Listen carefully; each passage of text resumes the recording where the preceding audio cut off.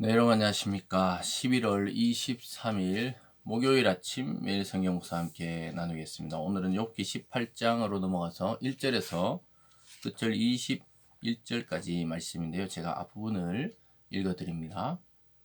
수아 사람 빌닷이 대답하여 이르되 너희가 어느 때까지 가서 말의 끝을 맺겠느냐. 깨달으라. 그 후에 우리가 말하리라. 어찌하여 우리를 짐승으로 여기며 부정하게 보느냐. 울분을 터뜨리며 자기 자신을 찢는 사람아, 너 때문에 땅이 버림을 받겠느냐. 바위가 그 자리에서 옮겨지겠느냐. 악인의 빛은 꺼지고 그의 불꽃은 빛나지 않을 것이요. 아멘. 오늘 본문의 내용을 중심으로 빌닷의 왜곡된 주장, 빌닷의 왜곡된 주장이라는 제목으로 말씀을 증거하겠습니다. 우리 계속해서 욥기는 의인의 고난을 어떻게 볼 것인가 하는 큰 주제를 가지고 계속해서 살펴볼 때 이 모든 스토리가 이해가 되고 또 하나님의 뜻이 어디 있는지 발견할 수 있게 됩니다. 의인이 당하는 무죄한 고난, 즉 우리가 신약에 오면 예수 그리스도가 그 정점에 이르게 되죠.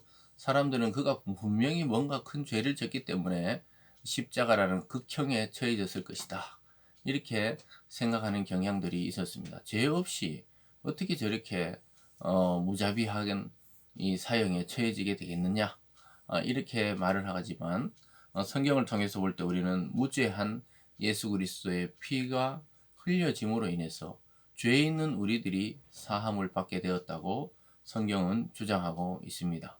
그래서 우리가 예수 그리스도의 그 죽음과 이 욥기에 나오는 욥의 고난을 좀 비교해 보면, 욥은 계속해서 자기는 죄 때문이 아니고 또 자기가 하나님을 대적해서 받는 그러한 징계가 아니라고 주장을 하고 있습니다.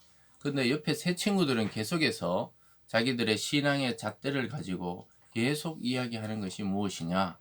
너가 하나님 앞에 무엇인가 잘못이 있고 죄악이 있기 때문에 이렇게까지 망하게 되었고 너는 병들어 죽게 생겼다고 그렇게 생각했던 것입니다. 그래서 절대로 의인이 이렇게 망할 수 없다, 이렇게 주장하면서 이 세 친구들도 다 하나님을 향한 신앙이 있었던 사람입니다. 요즘 말로 하면 다 성도들이었어요. 그런데 욥의 그 고난의 깊이와 또 그 원인과 그 결과를 몰랐던 것이죠. 그리고 이 일이 하나님께로부터 시작된 욥의 의인의 훈련이라는 사실을 몰랐던 겁니다. 그래서 우리는 항상 욥기 1장 1절에 그 욥에 대한 하나님의 정의를 잘 깨달아야 합니다. 욥은 완전하고 의롭고 선한 자다, 이렇게 말씀했죠. 그런데 오늘 이 친구 빌닷의 이 또 다른 주장은 무엇이냐? 악인은 결국 올무와 죽음이 되고 저주와 멸망이 된다고 이야기하고 있습니다. 결국은 그 욥의 죄로 인해서 그 죄가 너의 올무가 되고 죽음이 되고 저주가 되고 멸망이 된다. 죄가 없어도 하나님이 고난을 베풀 수 있다, 이러한 욥의 말을 아주 궤변으로 여기면서 그는 계속해서 이야기하고 있는 것이죠. 그래서 빌닷의 주장은 일반적인 말로는 악인의 운명이 이러하다는 게 맞는 말이지만 그것이 지금 욥에게 그대로 적용될 수는 없다는 사실을 오늘 성경은 또한 우리에게 말해주고 있습니다. 그래서 빌닷은 계속 욥이 하는 말이 변명으로 느껴지는 거예요. 그래서 이렇게 이야기하죠. 4절에 울분을 터뜨리며 자기 자신을 찢는 사람아, 너 때문에 땅이 버림을 받겠느냐. 바위가 그 자리에 옮겨지겠느냐. 악인의 빛은 꺼지고 그의 불꽃은 빛나지 않을 것이요, 이렇게 말합니다. 결국은 욥이 악인과 같다는 거예요. 너가 이렇게 망한 것을 보니 우리가 모르는 죄, 하나님 앞에 큰 죄악이 있었던 것이 분명하다고 이야기합니다. 그래서 빌닷은 이 첫 번째 주장에서도 그랬지만 계속해서 모든 생각과 그의 말의 기준은 보응의 원리를 적용하고 있습니다.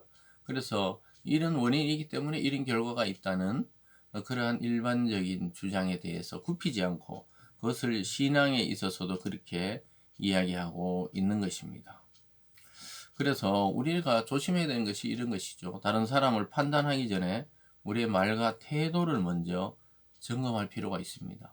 우리의 선입관, 즉 우리가 이미 가지고 있는 관점을 가지고 타인을 바라보거나 또 정죄하기 쉬운 것이죠. 그래서 모든 인간은 이 하나님 앞에 고귀한 그런 생명과 인격으로 존재하고 있다는 사실을 우리가 먼저 인정하고 상대를 대할 필요가 있는 것이죠. 그래서 악인은 빛이 꺼지고 등불은 빛나지 않는다. 일반적인 악인의 운명이 맞는 말입니다. 그러나 지금 욥에게 그것을 더 씌워서는 안 된다는 것이죠. 계속해서 보면은 이런 것이 있습니다. 11절에 무서운 것이 사방에서 그를 놀라게 하고 그 뒤를 쫓아갈 것이며 그의 힘은 기근으로 말미암아 세하고 그 곁에는 재앙이 기다릴 것이며 질병이 그의 피부를 삼키리니 곧 사망의 장자가 그의 지체를 먹을 것이며 그가 의지하던 것들이 장막에서 뽑히며 그는 공포의 왕에게로 잡혀가고. 그래서 악인들의 그 운명이 어떤지 보여주는 것이죠. 그는 사방에서 무서운 것이 와서 놀라게 되고 기근으로 쇠하고 재앙이 기다리고 질병은 그의 피부를 삼킨다.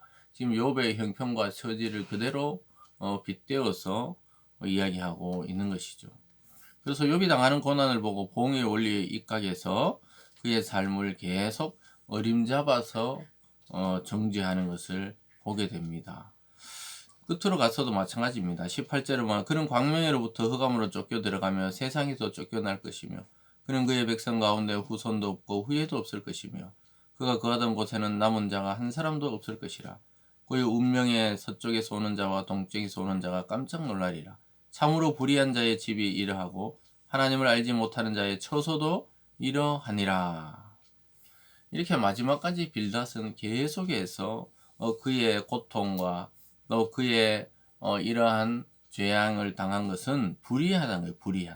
불의한 자의 집이 이러하다고 이야기하고 있고 하나님을 알지 못하는 자의 처소도 이러하다고 더 강하게 주장합니다.